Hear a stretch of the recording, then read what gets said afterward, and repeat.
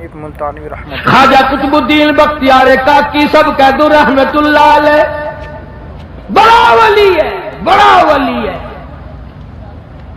आखिरी वक्त आया, वसीयतनामा लिख दिया, इंतकाल हो गया, लोग आ गए। इतना अच्छा जमाना था, मौलाना मुनाजिर आसन गिलानी रहमतुल्लाह अलैह ने लिखा है कि ख्वाजा कुतुबुद्दीन का जनाजा पढ़ने के लिए जो मजमा आया हुआ था उसमें कम से कम 15,000 मुहद्दिस थे, 50,000 कारी थे, 80,000 नाज़िर कुरान पढ़ने वाले थे। रेल, मोटर, कार, हवाई जहाज कुछ नहीं था, इतनी दुनिया जनाजा पढ़ने आई थी। जब वसीयतनामा खोला गया, तवज्जो करना, बस ये बात लिखकर अगर आज आप ले गए तो इंशाअल्लाह मेरा वाज कामयाब हो जाएगा, जलसा कामयाब हो जाएगा। वसीयतनामा खोला, उसमें लिखा हुआ था मेरी नमाज जनाजा वो आदमी पढ़ाए, मेरी नमाज जनाजा वो आदमी पढ़ाए जिसमें 3 शर्तें पाई जाए। मेरी नमाज जनाजा वो आदमी पढ़ाए जिसमें 3 शर्तें पाई जाए। पहली शर्त यह है, सारी जिंदगी में, सारी जवानी में आज तक एक दिल भी उसकी जमात की नमाज तो क्या तकबीर ऊला भी फौत ना हुई हो। ऐसा आदमी मेरा जनाजा पढ़ाए जिसने जब से होश व हवास संभाला सारी जिंदगी में उसकी नमाज नहीं, जमात ना गई। पहली शर्त तो ये, और दूसरी शर्त यह है मेरी नमाज जनाजा वो आदमी पढ़ाए जिसकी सारी जिंदगी में कभी तहज्जुद की नमाज कज़ा ना हुई हो। तीसरी शर्त यह है मेरी नमाज जनाजा वो आदमी पढ़ाए जिसकी सारी उम्र में, सारी जिंदगी में, बीमारी में, सफर में, तंदुरुस्ती में, कारोबार में, किसी हाल में भी उसकी निगाह गैर औरत पे कभी ना पड़ी हो, गैर महरम औरत पे उसकी कभी ना नजर पड़ी। अब ये तीनों शर्तें बड़ी सख्त, वसीयतनामा पढ़कर सुना दिया गया। कोई आगे आने को तैयार ना हुआ, न मुहद्दिसीन में से, न मुफ्तियों में से, न कारियों में से, न आलिमों में से, न हाफिजों में से कोई आगे आने को तैयार नहीं। क्यों? सबको याद था भी जमात भी कभी न कभी निकल जाती है, तहज्जुद भी रह जाती है। और दोस्तों सच्चाई का जमाना था, इसलिए कोई आगे ना आया। अगर आज कोई ये वसीयतनामा लिख कर रखेगा इंशाअल्लाह बगैर जनाजे के तशरीफ ले जाना पड़ेगा। अगर आज कर ऐसा वसीयतनामा भी लिखोगे, ऐसा मुल्ला आगे आएगा जिसने कभी फर्ज भी नहीं पढ़े।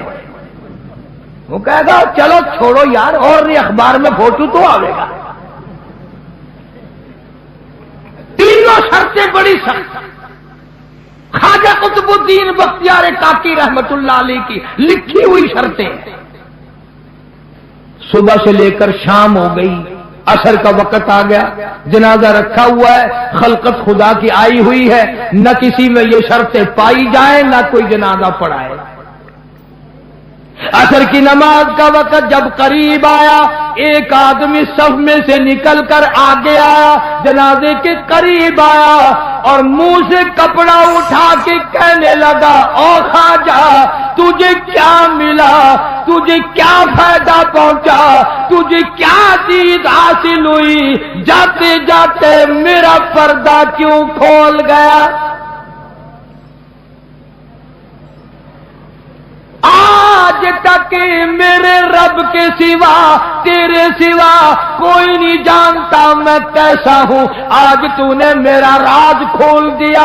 میں سمجھتا ہوں کس کو لکھ کے گئے ہو, کس سے جنازہ پڑھوانا چاہتے ہو. مجھے پتا چل گیا تھا پر میں اپنے آپ کو چھپانا چاہتا تھا. او خواجہ مجھے دنیا میں کیوں ذلیل کر دیا. اب دو باتیں ہیں, اگر میں اپنا راز بچاؤں تیرا جنازہ پڑھانے والا کوئی نہیں, اور اگر تیرا جنازہ پڑھاؤں میرا راز نہیں بچتا. کون ہے آج میرا پردہ بچائے؟ تو نے تو اپنا فائدہ کر لیا, میرا نام لکھ کر چلا گیا, شرطیں میرے بارے میں لکھی ہیں. آج کے بعد دنیا مجھے کیا کہے گی؟ ابھی موت نہ جانے کتنا دور ہے. اگر اس کے خلاف ہو گیا میں کالی کملی والے کو کیا منہ دکھاؤں گا؟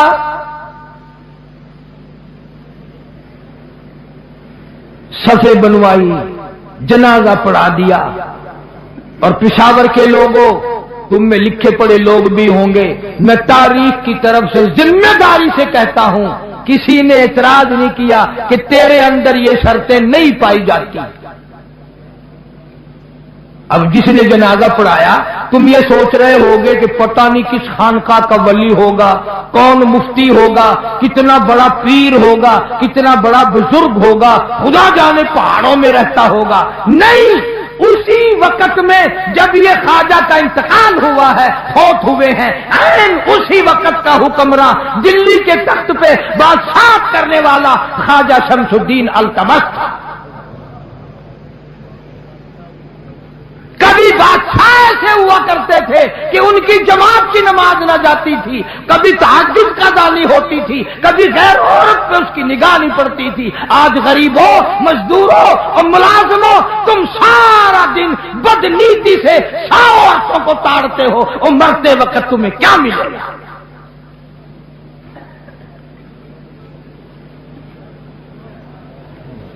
اور یہ لازمی بات ہے, جب بادشاہ متقی ہو, جب بادشاہ اتنا بڑا ولی اللہ ہو, جب بادشاہ اتنا بڑا دین حق کا پابند ہو, تو رعایا کا کیا حال ہوگا؟ لوگ تبلیغ کے دشمن. ملک میں متحدہ ہندوستان سے نیکی کرنے والے لوگ کچھ اور ہوتے ہیں. حضرت مولانا محمد الیاس صاحب دہلوی سب کہہ دو رحمت اللہ علیہ. اللہ تعالیٰ کی کروڑ رحمتیں نازل ہوں. بازار سے گزر رہے ہیں, ایک پہلوان صاحب ملے, السلام علیکم. وعلیکم السلام ہوئی. فرمایا بھائی اپنا کلمہ سنا دے, کوئی غلطی نہ ہو, میرا سن لے, میری غلطی نکال دینا, اصلاح ہو جائے گی. پہلوان صاحب نے آؤ دیکھا نہ تاؤ دیکھا, پڑاخ سے مولانا کے منہ پہ تماچا مارا. وہ پہلوان تھا, مولانا بالکل چھوٹے سے قد کے, نحیف الجسم, تیش تو بڑا ہے جتنے ساتھ تھے, مگر صبر کی تعلیم دی ہوئی تھی. خود ہی تو تھپڑ کھایا اور جھک کر کے پہلوان کے قدموں پہ, پیروں پہ ہاتھ رکھ دیے. مولانا نے فرمایا پہلوان صاحب معاف کر دینا, غلطی ہو گئی. بس اتنی سی بات ہوئی. اس کے بعد اللہ میاں نے اس کا مقدر ہی جگا دیا. سوچنے لگا ماروں بھی میں اور معافی بھی میں دوں. اللہ میاں نے ایسا انقلاب زندگی میں دیا کہ ساری عمر مولانا کے قدموں میں گزار دی. ہزارہ لوگوں کو نماز یاد کرائی, لاکھوں لوگوں کو جنازے کی نماز سکھائی. اپنا کھانا, اپنا خرچہ, اپنا پینا سب کچھ ہوتے ہوئے, مگر بعض بدنصیب آدمی ان کی مخالفت کو بھی عبادت سمجھتے ہیں. وہ کہتے ہیں کسی بستی میں شام کے بعد تبلیغی جماعت چلی گئی, مغرب کے بعد یا پہلے پنڈ کے لوگ باہر آئے کہ بھی تو تم ہمارے یہاں نہیں آ سکتے. انہوں نے کہا کیوں؟ ہمارے پیر صاحب نے منع کر رکھا ہے, دیکھ لو نہیں جاؤ گے ماریں گے ہم تمہیں. انہوں نے کہا بھی چلو تمہیں تبلیغ ہم کچھ نہیں کرنے کے, مسجد میں ہمیں ٹھہرنے دو, ہم کہاں جائیں ہم, لیکن تم نے کرنا کچھ نہیں, تبلیغ نہیں کرنے دیں گے ہم. میں کہا چلو نہیں صحیح میاں کوئی بات نہیں. اور پیر کو جب پتا چلا کہ تبلیغ والے آ گئے, اس نے سوچا یہ آ گئے تو پھر معاملہ تو روشن ہو جائے گا.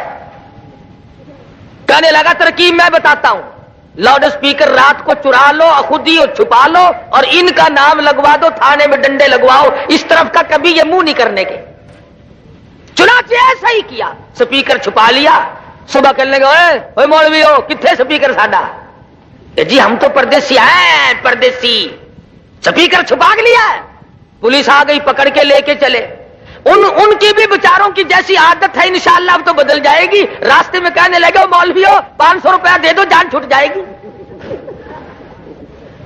وہ کہنے لگے بھی 500 تو نہیں، کلمہ سیکھ لے، نماز سیکھ لے. وہ کہنے لگے پکے ہی ملا ہو تسی، کلمے نماز نو اپنے کولے رکھو، چلو تانوں ڈنڈے لاواں گے. اتنے تھانے پہنچے. اتفاق سے اس علاقے کے کسی بڑے افسر نے، ڈی سی تھا یا ایس پی تھا، اس نے بھی تبلیغی جماعت میں وقت دے رکھا تھا اور جماعت کا امیر اس وقت وہی تھا.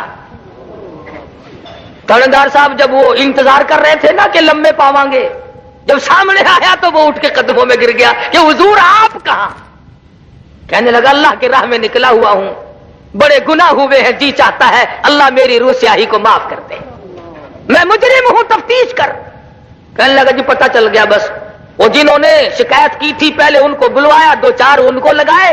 وہ کہنے لگے جی سانو کیوں مار دو، ساڈے پیر نے کرایا سب کچھ اور سپیکر ساڈے گھرے پیا ہونے لے کے دینے ہیں. پیر صاحب نو سد لیا.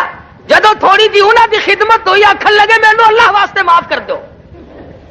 امیر صاحب کہنے لگے چھوڑ دو جی ان کو معاف کر دیا، شرط یہ ہے کہ ایک چلہ ہمارے ساتھ لگائے،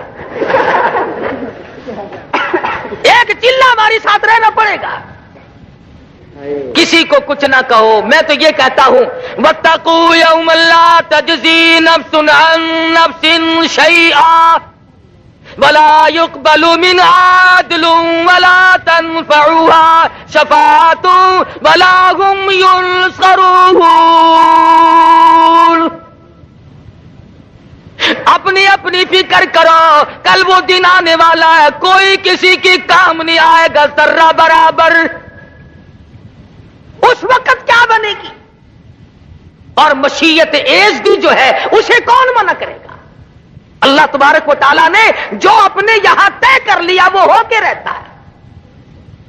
سومناتھ کے مندر میں جب کفر نے انگڑائی لی، کفر نے جب سرکشی کی، جب تباہی مچائی، اللہ پاک نے محمود غزنوی کو پیدا کر دیا، آؤ کفر کی گردن پکڑ کے مروڑ دے اور یہاں پر اسلام کا جھنڈا لہرا دے. اس کے بعد انگریز آیا، اسلام کی جڑوں کو اکھاڑنے لگا، اسلام کے نشانات کو مٹانے لگا، نبی کریم صلی اللہ علیہ وسلم کی محبت کا اور مذاق اڑانے لگا. اللہ پاک نے شیخ الہند محمود کو بھیج دیا، آؤ شیخ الہند تم اٹھو اور اس دنیا میں رہنے والوں کو کالی کملی والے کے اخلاق کی تعلیم دو. محمود غزنوی کے ہاتھوں کافر گئے، 70 راجاؤں نے مار کھائی، شیخ الہند محمود کے ہاتھوں انگریز کا جنازہ نکلا. ارے اللہ پاک نے طے کر رکھا ہے ہر صدی میں ایک محمود پیدا کروں گا. آج مفتی اعظم مفتی محمود کی قیادت میں نظام مصطفیٰ آیا.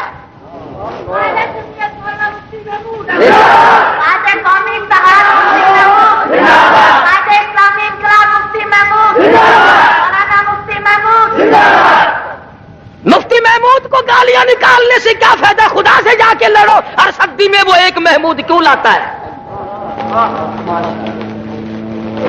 اس نے تو پیدا کرنا ہی کرنا ہے.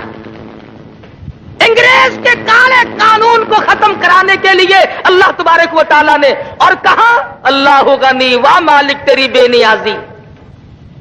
2 سال پہلے جس اسمبلی ہال میں سے مفتی محمود کے پیر پکڑ کر گھسیٹ کر باہر پھینکا گیا تھا